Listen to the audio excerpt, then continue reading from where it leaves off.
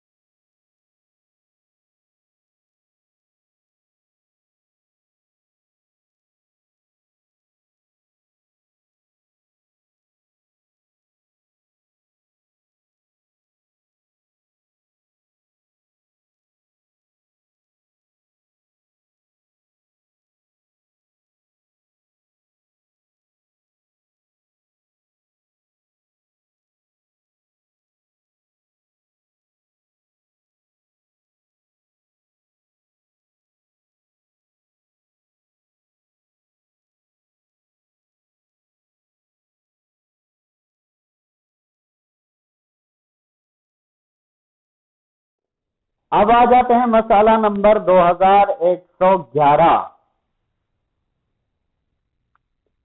اگر شرکا یہ طے نہ کریں کہ کسی ایک شریک کو زیادہ منافع ملے گا، تو اگر ان میں سے ہر ایک کا سرمایہ برابر ہو تو نفع نقصان بھی ان کے مابین برابر تقسیم ہوگا، اور ان کا سرمایہ برابر نہ ہو تو ضروری ہے کہ نفع نقصان سرمایہ کی نسبت سے تقسیم کریں۔ یہ ہم پہلے بھی اس کی طرف اشارہ کر چکے ہیں کہ شراکت کہتے ہی اسے ہیں کہ جس کا جتنا سرمایہ اس کو اتنا حصہ ملے گا۔ اگر سب کا سرمایہ برابر ہے تو اس صورت میں انہیں نفع اور نقصان جو ہے، اگر نفع ہوا ہے سب کو برابر ہوگا، اگر نقصان ہوا ہے سب کا برابر ہوگا۔ اگر یہ اس صورت میں ہے کہ کوئی شرط وغیرہ طے نہیں ہوئی ہے گزشتہ مسئلے کی طرح، تو اس صورت میں برابر تقسیم ہوگا۔ اگر اس طرح سے نہیں ہے، یعنی سرمایہ برابر نہیں ہے، کسی کا سرمایہ زیادہ ہے کسی کا سرمایہ کم ہے، تو اب جو نقصان اور نفع ہوگا وہ سرمایہ کی نسبت سے ہوگا۔ جس کا سرمایہ زیادہ ہوگا اگر فائدہ ہوا تو اسے فائدہ بھی زیادہ ہوگا، اگر نقصان ہوا تو اس کا نقصان بھی زیادہ ہوگا۔ مثال دے رہے ہیں کہ مثلا اگر دو افراد شراکت کریں اور ایک کا سرمایہ دوسرے کے سرمایہ سے دگنا ہو تو نفع نقصان میں بھی اس کا حصہ دوسرے سے دگنا ہوگا۔ مثلا چھوٹی سی مثال لیتے ہیں، دو آپس میں شریک ہوتے ہیں، ایک کا 100 روپیہ ہے اور دوسرے کا 200 روپیہ ہے۔ اب اگر اس میں سے فائدہ ہوتا ہے تو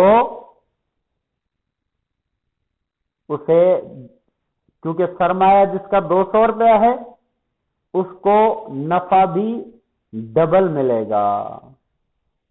اگر اس سے نقصان ہوتا ہے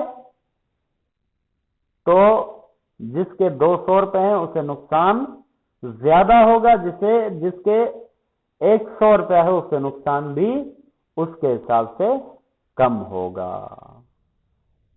خواہ دونوں ایک جتنا کام کریں یا ایک تھوڑا کام کرے یا بالکل کام نہ کرے، کریں گے اس میں کام کا کوئی اعتبار نہیں ہے کہ ایک مثلا کام نہ کرے یا تھوڑا کرے یا دونوں ایک جتنا کریں، اس میں کوئی کام کے اعتبار سے فرق نہیں پڑتا۔ البتہ اگر ان کے سرمایہ میں فرق ہے تو سرمایہ کے اعتبار سے نفع اور نقصان میں بھی فرق پڑے گا۔ اب آ جاتے ہیں مسئلہ نمبر 2112۔ اگر شراکت کے معاہدے میں یہ طے کیا جائے کہ دونوں شریک مل کر خرید و فروخت کریں گے یا ہر ایک انفرادی طور پر لین دین کرنے کا مجاز ہوگا، یا ان میں سے فقط ایک شخص لین دین کرے گا یا تیسرے شخص کو اجرت پر معاملہ کے لیے قرار دے گا، تو ضروری ہے کہ اس معاہدے پر عمل کریں۔ اب کہہ رہیں گے مثلا اس نے شراکت تو انہوں نے کر لی، سرمایہ تو جو ہے اس میں وہ شریک ہو گئے، اب اس شراکت کو چلانا کیسے ہے؟ شراکت کے ذریعے سے جو تجارت ہو رہی ہے اس تجارت کو کس طرح سے چلانا ہے؟ کہہ رہے ہیں کہ اب جو چیزیں اس میں طے ہوں گی معاہدے میں، ان پر عمل کرنا ضروری ہے، ان کو پورا کیا جانا ضروری ہے۔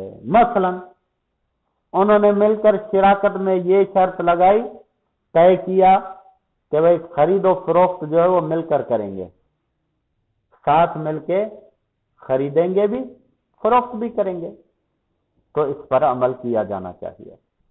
یا مثلا انہوں نے کہا کہ نہیں، ہر ایک انفرادی طور پر لین دین کرنے کا مجاز ہوگا، وہ اپنی طرف اپنے حساب سے جا کے انفرادی طور پر لین دین کرے گا، یہ اپنے حساب سے الگ جا کے انفرادی طور پر لین دین کرے گا، تو اس پر بھی عمل اگر طے ہوا ہے معاہدے میں تو اس پر بھی عمل کرنا چاہیے۔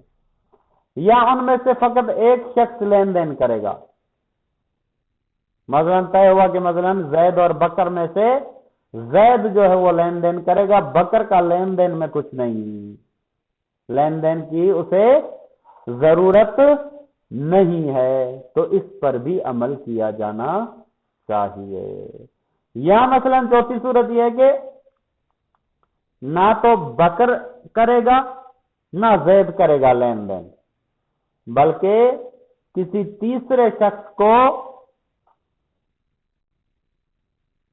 لائیں گے اور اس کو اجرت پر رکھیں گے اور اسے کہیں گے کہ بھائی لین دین ہماری طرف سے تم کرو۔ تو کہنے کہ اگر یہ سارے معاملات اگر معاہدے میں طے ہو رہے ہیں تو ان سارے معاملات پر عمل کیا جانا ضروری ہے۔ کیوں؟ اس وجہ سے کہ یہ طے پائے ہیں، اور جو چیز طے پائی ہے اس کو اس شراکت کے اندر اس پر عمل کرنا لازم ہو جاتا ہے۔